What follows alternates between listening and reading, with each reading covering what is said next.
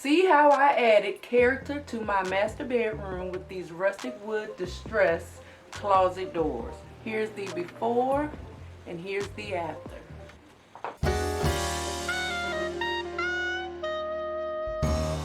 Hey y'all, welcome. Thanks for joining me. I'm Shantae and this is Tut Tips. So I'm in the process of renovating my old home and jazzing it up a little bit. There's a lot of different distress techniques out here and types of material and tools and paint and things like that to use.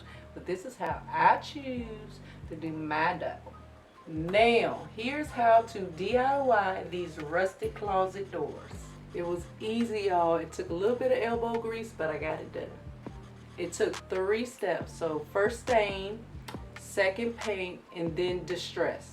All you need to have a distress door like this is 1 stain, but I picked out 3, and I will post them in the description below.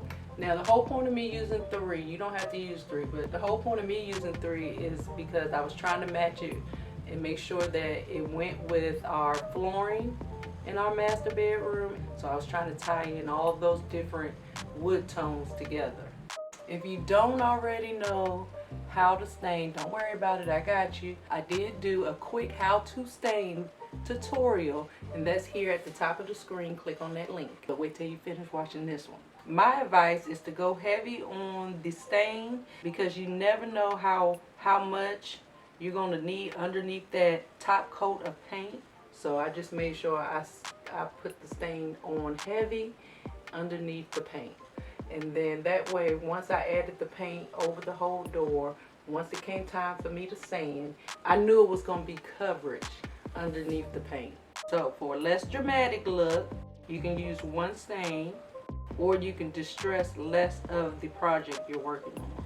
Or for a more dramatic look, you can work with colors that are bold. You just want to make sure that you put the brighter color beneath. So after the stain was dry, I painted the door. Now the paint that I'm using is the same paint that I used on the wall, which is Hailstorm gray, and I'll put that information below in the description. I don't know if that's normal to use the paint that you choose to use on your walls in your home, but I wanted to make sure the whole color scheme and everything that it matched perfectly. And how else am I going to do that without using the same paint that I used on the wall? So I tried it out. It worked fabulous.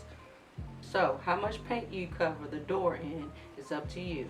It just depends on your taste and your style. Like I said, I used the regular wall paint, and I only had to do 1 coat of paint because it was a good quality paint.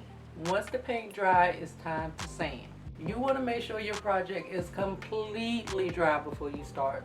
One of the reasons you want to make sure the paint is fully dry, you want to make sure it had the time to adhere to your project. Now when it's time to sand, lightly sand where you want the distress area to be. So remember, you want to sand the areas, distress the areas that would naturally distress over time. Or you can do like me. I started off this way, but then I got carried away, y'all. So then I got carried away and I just started doing what was pleasing to the eye. Use sandpaper, a sanding block or sanding tool to distress. Make sure to use a fine grit sandpaper. Coarse can make scratches that look unnatural. So what you want to do if you have hand issues like me, I have hand issues, y'all. I got problems trying to distress. It could be a little taxing, but a way you can get around that is use a sanding block or some kind of tool and wrap your sandpaper around that tool that you're using. It's up to you how deeply you distress. Keep distressing until you're happy with how it looks. If you take off too much, go back to that section and add paint to it again. You want to keep distressing until you are just satisfied with your project and you like, oh, okay, girl, okay, I see you did that. All right, I'm done. I'm loving it.